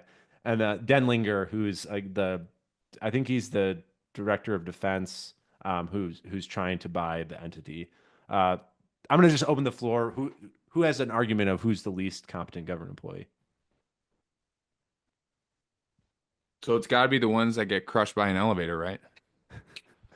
The original Right. IMF team. The original IMF team? I mean, they're out like 10 minutes into the movie. That's true. That's true. The rest of them don't get crushed by elevators. I think No. they're a tier above. I gotta agree. I don't know what anybody else did in these movies, but I know what they did, and I know they didn't do it right. That's all I know. I mean, the one guy did have attack diarrhea in the middle of his job. Yeah. That's what was like. He's not bad at his job. It's just he had a really bad day, and then he got sent to Alaska, and didn't even get time to pack. Send him his clothes. Tough day at the office. I do have to say. I do feel bad for him. I'm gonna go out on. I think Erica Sloan is again. This is the conflict. If you remember, is IMF versus CIA. She steps in and says, "I want someone there operationally to be in the mix," and she basically sends in the villain of the film. So I'm gonna say, and then she tries to fix it. If you remember, like they're in the bunker. She tries to fix it and bring them all home. And her own operation, her CIA like operation, half of them have betrayed immediately. So I'm gonna argue Erica Sloan. She really drops the ball. I feel like that's probably the bigger stakes and like, drops the ball. But I do have to agree with Mike on the diarrhea guy, William Donlow or what.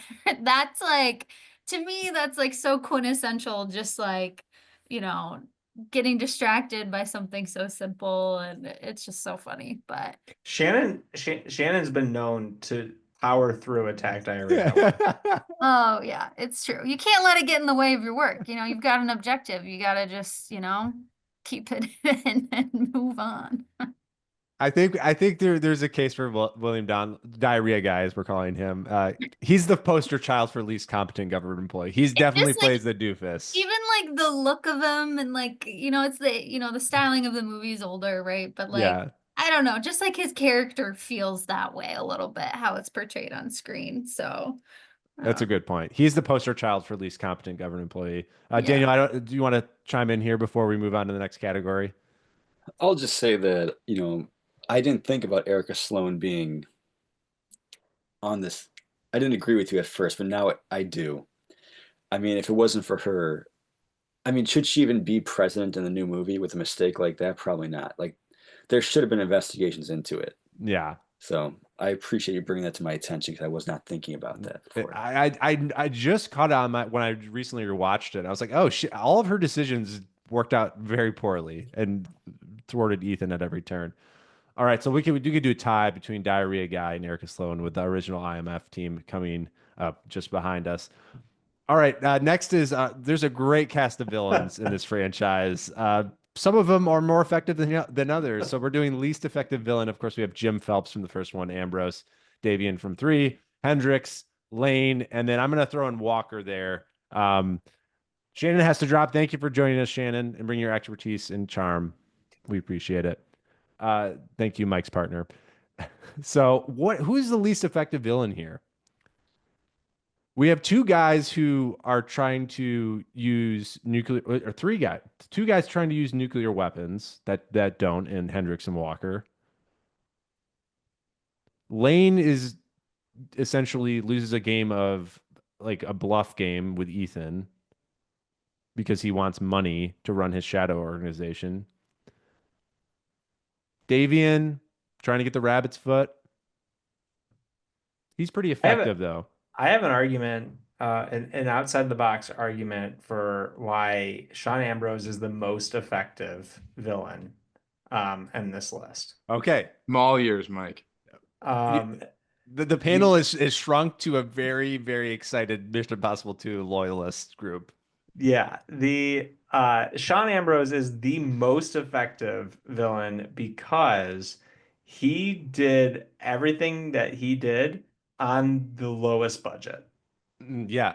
When you think about it, just very low budget, keeping it tight. I mean, he spent a lot of money on the memory card. His house. I mean, his house. Yeah, the safe money house. With it was literally made out of styrofoam. Yeah. That made out of styrofoam, paid for by the pharmaceutical company. Would you say, Mike, that he wasn't staffed for that? No, thank you. Good he had staffing. He had actually staff. He did have staffing. I think that's a good point. I think Davian was he was effective. Ambrose was effective because he did want to mess with Ethan. And to be fair, Ambrose had a much more complicated goal. He was trying to get stocks for a pharmaceutical company. Yeah. Help me here, by stealing a disease. He was stole a disease and it's very complicated. He's trying to essentially make it would be essentially if you caused COVID because you had stock in Pfizer. That's essentially what he's trying to do. So very but actually aggressive. We think about the other characters, it was just like get a nuclear weapon and explode it, So we got to give him credit for that. Davian, I think, is probably actually the most effective because he gets under Ethan's skin the most. He's the one who really emotionally messes with Ethan. So I think he's effective in that way. His final goal is not achieved, but I think he's the most effective in disrupting our hero. I think Walker's the least effective. I was He's going to all, agree with you, That's Mike. what we said over here. that's he's what we all said. brute and no brains. That's Yep. exactly what we said. Just to do the 1-2 punch. Yeah. And then that was it. Still to get beat by Ethan. Yeah, especially under the circumstances. Like all he had to do was just get that trigger away from Ethan, and who was in a different helicopter. Maybe It's if like, they had come on. different background music in the club, they would have. Yeah. That would have ended better. Daniel, what about you? I'm really torn. I don't know. I mean, here's the thing. It's not okay. Sean Ambrose is effective, but I want to point out though, the opening scene of MI2 on the plane, he doesn't even realize that the guy that he kills had injected himself with the virus. So he had the virus already. He just didn't know it. So as far like he could have ended the whole thing right there, taken this guy's blood or whatever. At the same time, it's easy to look at him being very effective because he plays Tom Cruise. He plays Ethan Hunt throughout the movie and tricks people. As far as the big picture, he's probably not the least effective. I think the least effective, I do kind of agree with Walker because Walker is just kind of like a guy. He's like the literally the muscle, not much else. But I don't know. I think one of the things about Mission Impossible movies that I do think they have pretty good villains. But yeah, you're probably right. Walker's probably the least effective. Yeah, I think it's a good call. I think we came to a good conclusion here. Jim Phelps is pretty effective. We didn't mention him, but he is pretty effective because he wipes out his entire crew in one night. So and stays under the radar like the entire movie. That's true. Towards the end, I mean, that's pretty much gets Ethan kicked. For I think at the end he's kicked for a little bit, right? Yeah. So it's a big deal. Disavowed. Yeah. All right. Next is least favorite MacGuffin. Now, if you don't know what the term MacGuffin is, it's for the film nerds on there. I think it's Hitchcock really made the phrase famous, but it's essentially it's an item or a totem that our hero is trying to get, or it is impacting the plot. Think about every single Pirates of the Caribbean movie. There is a powerful MacGuffin. Those movies are made from MacGuffins. But also Mission Impossible, we have MacGuffins here. And some are very intentional MacGuffins. Some are just plot MacGuffins. So I'm going to read some off here. We have the knock list on a floppy disk from Mission Impossible 1. We have the Chimera virus on the 32, it's megabyte memory card. And then we have the rabbit's foot, which, if you know behind the scenes, was essentially the plot of the movie. J.J. Abrams did this as kind of an homage to action cinema of saying, a rabbit's foot. I'm just going to name it the rabbit's foot. We don't know what it is until maybe the next movie. I don't know. The rabbit's foot might come back. We have the Syndicate Ledger. We have just John Lark as a MacGuffin. And then we have nuclear bombs and the cruciform key. What's your least favorite MacGuffin out of the franchise?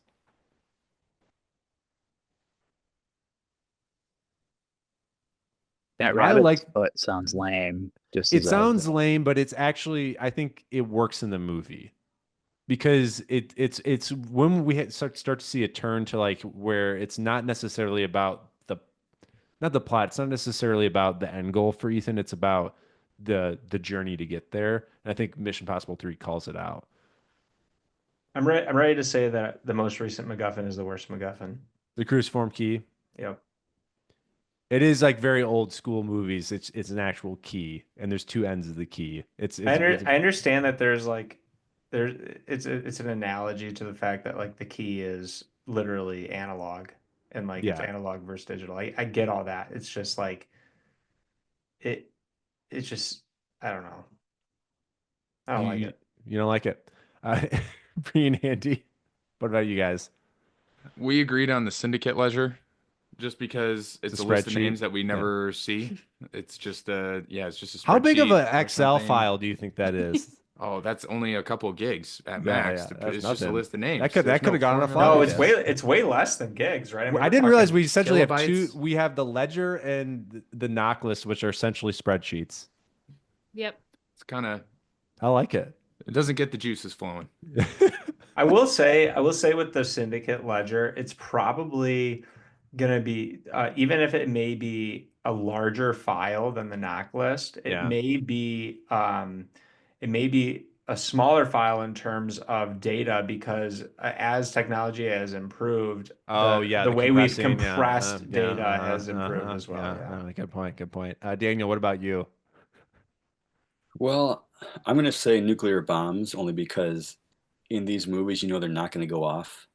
It's almost for sure that they're going to stop it. So it's kind of like it's pointless. But I mean, It's a great point.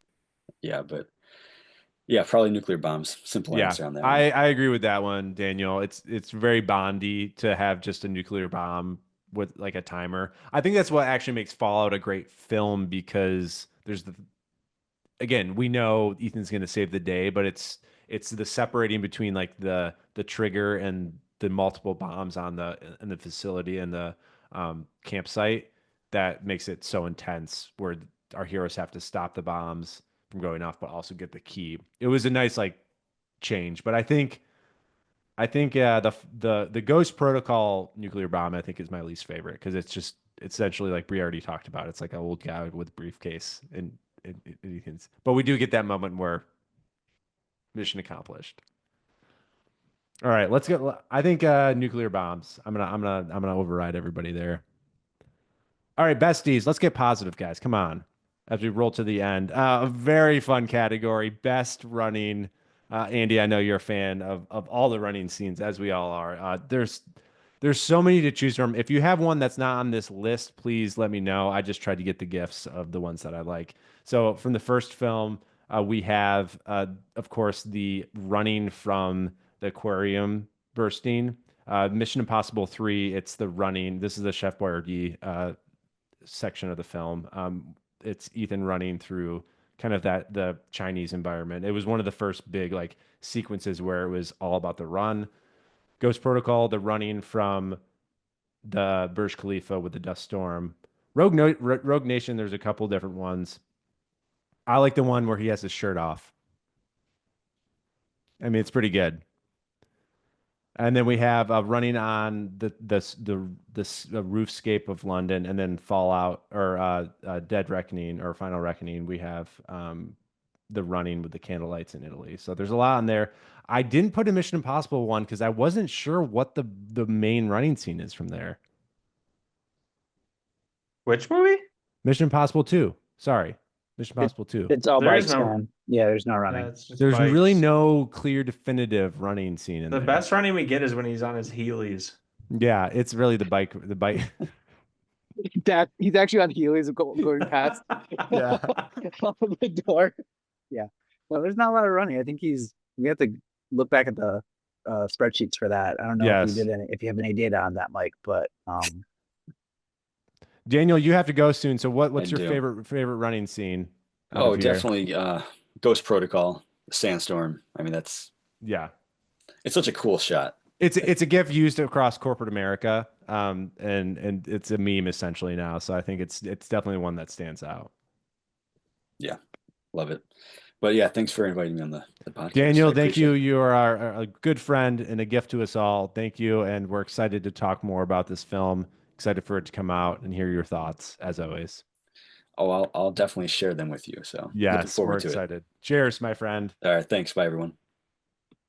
Anybody want to defend another running scene? I think the Ghost Protocol one is up there, but mine was Dead Reckoning with the lights. Yeah, the candlelight. Nice, yeah, candlelit atmosphere. Yeah, it's really nice. It's really, they're like, let's get a little soft. Let's get a little romantic run. Yeah. I agree, Bri. When I rewatched all the movies and saw that, I was like, wow. I think in the theater, it was a wow moment, but there was so much happening. But rewatching it, it really stood out. The only one that's in, like the Mission Impossible one, the aquarium there's one, the running that one's in sequence slow motion, right? Yeah, and there's the running sequence where with the bridge with the bridges. So that's the other one where he's going from the phone booth, and we talked about that in the first episode. Yeah, he does. It is slow motion, and at the end, we don't really know how far he runs because the camera stays in the shot and just cranes up as he runs away. This is my favorite. It's like a wind-up toy. Like, let's just send him out into the horizon. Yeah, that's my favorite. But that's just me. I can't choose I don't think we can choose the best. I think they're all great because I love the Mission Impossible 3 one. It's such a fun sequence because they film through the streets and yeah, it's just magical. I can't choose one. And the London one is great too. I mean, London's so beautiful, and to see Tom Cruise running, I could just watch hours and hours of footage of that. It just be like meditative for me. We can't choose one. I can't pick one. It's like it's all my favorite children. All right, we're moving into our last categories. Thank you for my friends for staying with us here as we finalize this extravaganza. This is tricky. The best car slash bike chase. I noticed that there were bikes and cars were involved in all the chases. So not every movie has a bike chase or a car chase. There's a train helicopter chase in the first movie, but Mission Impossible 2, of course, we have chases. We have the car chase with the Audi and the Porsche. I believe it was a Porsche at the start of the film. We have the bike chase. We've already talked about it. It's just epic. Ghost Protocol, we have the car chase in the sand. Then Rogue Nation, this is the new trend that I noticed. When Macquarie gets involved, we have this thing called the bike car or car to bike, where Rogue Nation, it's the Simon Pegg's in the car, and then it goes on to the bikes, where Ilsa's on her bike, that bike chase. Then in Fallout, it's where they're in the retro BMW in Paris, or the bike starts, and then we go into the retro BMW in Paris. And then in Dead Reckoning, we have a BMW police bike into the other car, and then the Fiat. So there's multiple cars. So it's pretty fun to see the trends where Macquarie's like, we're gonna get the bikes and the cars involved. But there's a lot here, and they're all great. But what's your favorite, guys? What stands out to you? Bri and Andy, do you guys have one? Go ahead. I like how you guys like confer. And like you guys are like confer. Like we We'll do. together. he'll It's speak so over me cute. if It's I'm- so cute. No, I let you go first. Ladies first. Ladies first. But no, they're handcuffed in the taxi. So Yeah. that's pretty It's so sweet. good. It's so good. You're right. I was rewatching. That was my So- favorite part of the movie when I saw it in the theater and rewatching it. I was like, this is amazing. I can't believe someone hasn't done this. It's a good It one. was good. Let Zach talk about his motorcycle scene now. Yeah, I mean, that's a really good scene. You guys are right. But I mean, imagine also entangled romance through two cars driving through a mountain range. And then as they go I'm joking. and nearly collide in a merry-go-round of cars, making that eye contact with your loved one. I don't think you can write that better in a romance novel. I wish I could give you more opinions on any of these other scenes. They look really cool. But I think I have to say that the motorcycle is the best. Yes. And MI2, yes. I'm here still. I'm still. in Yes, this? Zach is I still didn't vote here. earlier. Yes. God. Michael. My favorite is the Fallout one. Specifically the bike portion of the Yeah. Fallout chase. That's my favorite sequence. I'm gonna break the tie. I'm gonna go with Dead Reckoning with the Fiat with the cuffs. I absolutely love that. I think it's one of the more innovative car chase sequence, and it's funny. There's my favorite line in that is when Ethan says when he's trying to use the car and he says, "Sorry, this never happens." It's a little bit of an in joke of the age of Tom Cruise and his virility. Let's just say. That I really appreciate it. I think it's definitely there's so many good ones. It's like again choosing your favorite child, but it's as the most recent one. I think it was the most fun and clever and innovative. Mission Impossible 2 also is that's special. That's a special place in my heart. All right, moving on. This is gonna be a short one. Best secretary. We have Hunley. We have secretary, who's played by Tom Wilkinson, just secretary. We have Theodore Brassel, who's not really. He never is, I don't think, titled as secretary. And then we have Mission Commander Swanbeck, who's essentially the secretary as Anthony Hopkins, and he's uncredited. Do you have one that stands out to you guys? I have a theory that I think Daniel's onto something where maybe we see somebody come back from this group, maybe. I think Anthony Hopkins as the entity controller would be really interesting. I mean, it's got to be Morpheus. So Yeah, Theodore Brassel. got to be Morpheus. I wish he would have done more in that movie because I think he's essentially it's set up to make the audience think that he's the villain and that he's really, and they kind of do that with Hunley a little bit. But he could have been in a few more of the movies. I think it would have been great to keep him. Yeah, Lawrence Fishburne's thumbnail in here looks like he was walking out of a building. Ethan came up to him and said something, like, and then just kept moving. Like, just doesn't seem like he had a lot of screen time. That deep eye contact, though, from Swanbeck, I could do all day. Yeah, Tony Hopkins. I mean, they really he was there for one day, and they're like, we're just gonna shoot the crap out of this beautiful man. Mike, what about you? Hunley. Yeah, I agree. I'm a Hunley fan. I'm gonna vote Hunley. I think Hunley wins. He's the only one who gets multiple showings, and I really love how he becomes part of the team and then unfortunately dies immediately. It's kind of the end of Alec Baldwin's career too. When he dies there, it was like very symbolic. Like this is the last big movie he's gonna be in. Ooh, ooh. All right, we have 2 more categories here. Best ally from the franchise. This is someone who maybe isn't officially part of the IMF team, but that comes in and helps Ethan or falls in love with Ethan. We have Max in the first film, who helps. She's kind of a smuggler that helps kind of Ethan get financed for his Pentagon raid. We have Naya, of course, from Ms. Impossible 2.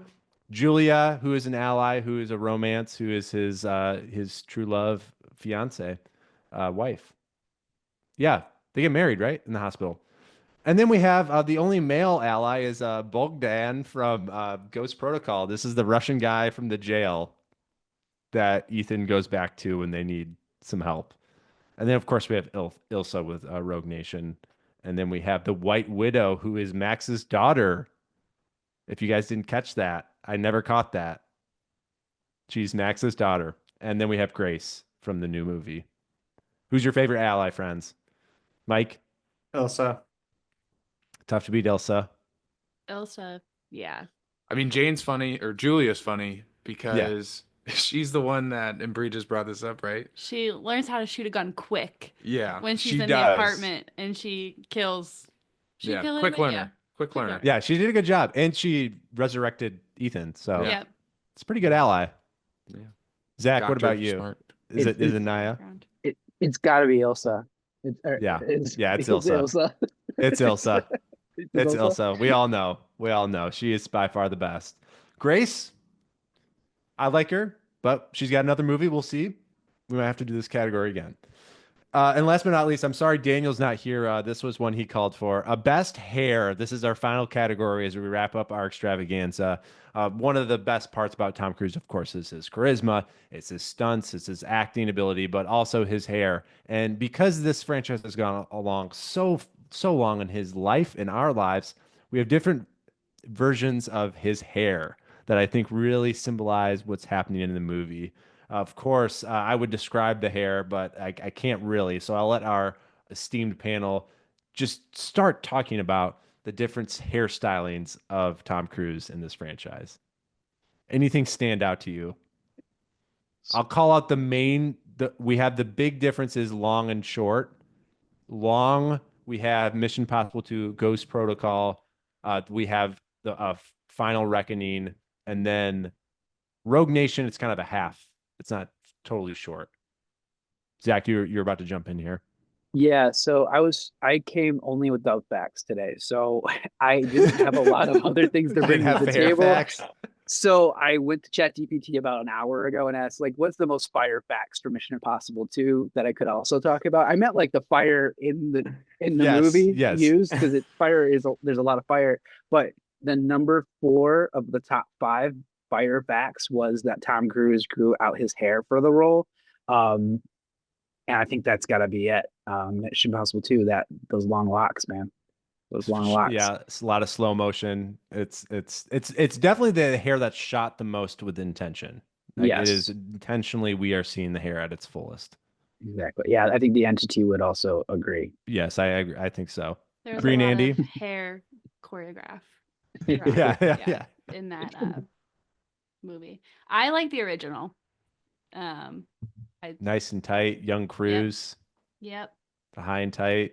It's a little spiky. It's interesting because they could have done frosted tips there. Maybe that was right around the era, and I'm glad they didn't. But we have a little bit of that kind of like gel, kind of the boy band yeah, style hair. But it's not like it doesn't take you out of it. Yeah. Andy, what about you? Are you in on Mission Impossible 1? I'm short hair guy, short haired first one. Yeah. Mike, what about you? I like Mission Impossible 1. It's giving me serious Jerry Maguire vibes. Yeah. Yep. Yeah. Show me the money, man. I'm going to make an argument for Mission Impossible 3. It's a little bit longer than MI1. I think Cruise looks the best in Mission Impossible 3. Yeah. I don't know what his age. I think he might have been late 30s. I could be wrong with that, or early 40s. Zach, did you come with that fact? What Tom Cruise's age in Mission Impossible 3? 45. 44. 44. Oh, I thought you only came. I guess you only came with 44 in Tom Cruise years is 34. These fingers are fire on a keyboard as well. So yes. 6 fun fact I found from ChatGPT today. I think it's he looks the best in that movie. He looks great in all the movies, but I think Mission Impossible 3, he's at his peak like physical form, and just like cut, lean, but still looks young. I'm gonna go with Zach with Mission Impossible 2. I mean, his hair is a feature of the movie, but I think we can have a friendly draw here with the first two movies, with both versions of hair. We have the two extremes of the hair, and I think that's symbolic of this franchise, the beauty of this franchise in all its splendor. Friends, we made it. This is the end of the Final Reckoning Preview Extravaganza. Thank you, listeners, viewers, for staying with us. Thank you to our esteemed panel who joined us. Thank you for Zach for staying all the way, and for Bri and Andy for sticking with us from the get-go. We really appreciate it. Final words, Mike, just about this franchise, all of our franchises, the next movie, and what's ahead. Go Mission Impossible. What great sage advice from a co-host, guys. Love it. Like, I wish Daniel could have was said it here. better. I'm not gonna lie, Zach. You said you prepared by bringing dumb facts to this podcast. I want you to know that the preparation you did for this podcast is in sum total more preparation than I've done for any of the podcasts over any of the rewatch series that we've done. And on that note, friends, we will leave you. We will be back for a recap of this movie, The Final Reckoning. We will do a post-game reactions, all the things, and talk about this final ? Installment. Thank you for joining us. More to come as we count down to The Final Reckoning.